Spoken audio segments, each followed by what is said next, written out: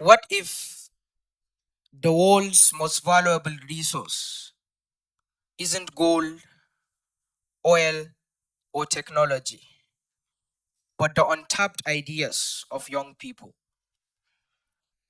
We often say children are the leaders of tomorrow.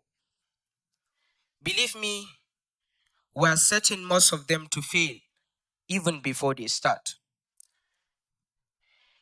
Imagine if the next great solution, the one the world is waiting for, is already in the mind of a young person, lurking in the shadows, yearning to be heard, yet no one ever asks them to speak.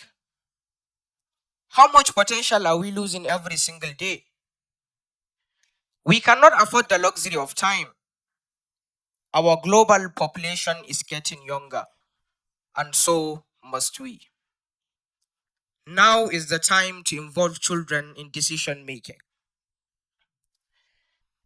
Ibrahim Zanna Sunoma is my name, and I know firsthand what it means to be underestimated. I have spent my advocacy journey fighting for one simple truth: children and young people deserve the chance to speak, especially when it comes to decisions being made that shape their lives and their future. Born in northeast Nigeria, where insurgency and hardship were a part of daily life, I have witnessed firsthand children with the same dreams as anyone else met with obstacles too great for even the strongest wills to overcome. I knew that if we didn't speak up, the silence will continue to drown the hopes of me and my peers. How can leaders in high offices, sitting miles away from our homes and our schools, claim to understand what we go through if they don't hear it directly from us? The hard truth is this: anything for us without us is not truly for us. Sometimes people, they ask me, Ibrahim, you are too young to be worrying about these big issues. And I think to myself, well, that's exactly the problem. Why should anyone be too young to even care about their own future? I have had the privilege of attending international discussions. I have represented millions of young voices. And believe me, each time I have seen how powerful it is when leaders truly listen to us. Not out of courtesy, but because they understood that true change only happens when it comes from the perspective of those affected.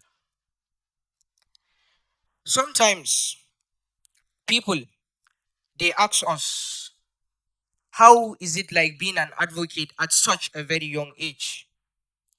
They see us in these big stages, in these big rooms, and they say, you are so mature for your age.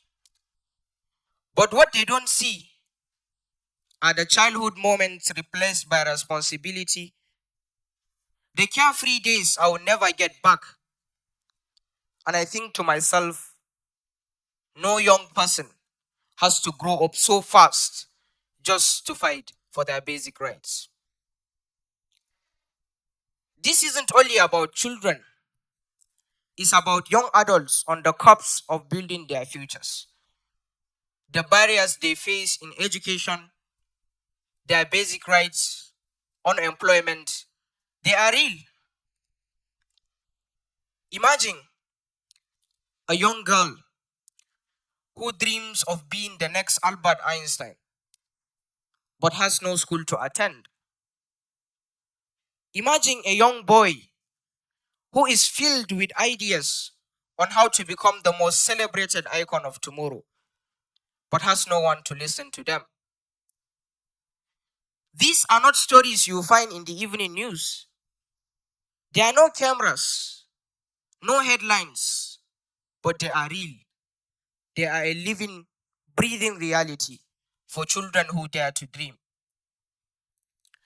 When young people and children are given the chance to share their ideas, extraordinary things happen. Our policies, they become more inclusive, our nations develop, and our solutions, they become sustainable. If you have ever felt like your voice doesn't matter or like no one is listening, then I'm here to tell you your voice can change everything. And here are simple steps on how you can get your voice heard. Speak up wherever you are. Speak up in your schools, in your communities.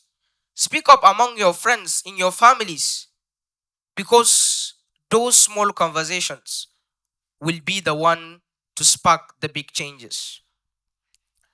Also, find your people. It's always said, two heads are better than one.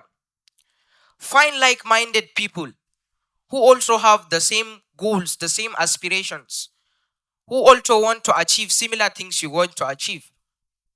Work together. Believe me, you get it right. Also, use social media. This is how I have started.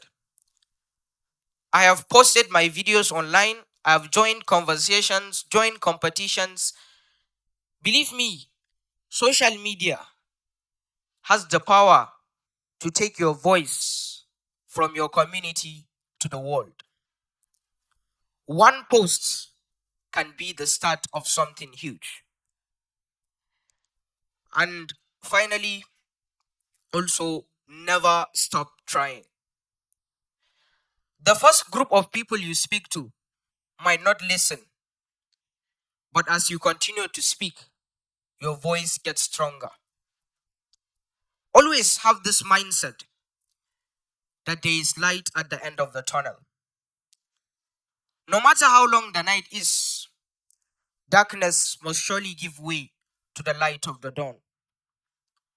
Stormy the weather might well be, it won't rain forever. Any type of madness will come to an end. So never give up. It's time to challenge the idea that young people should wait for our turn. We are not just asking to be heard, we are demanding to be heard.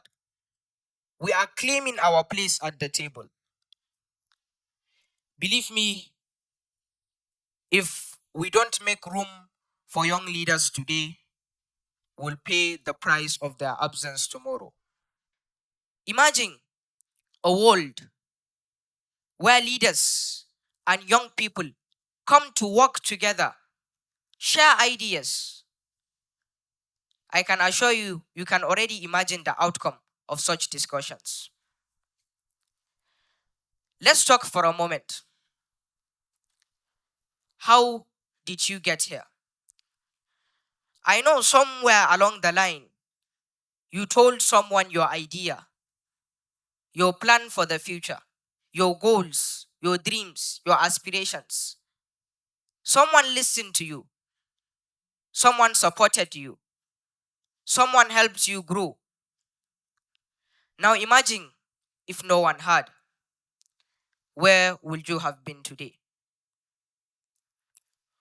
So I ask you, whether you are a leader, a parent, a teacher, a brother, a sister, or a friend, how will you make spaces for young voices in your world? Don't just listen to us, support us. Don't just encourage our dreams, empower us.